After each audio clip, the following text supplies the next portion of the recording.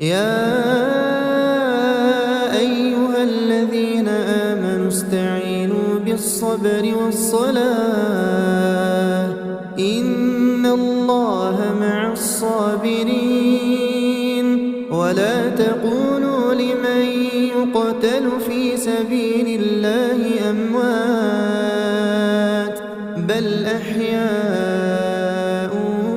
ولكن لا تشعرون ولنبلونكم بشيء من الخوف والجوع ونقص من الأموال والأنفس والثمرات وبشر الصابرين الذين إذا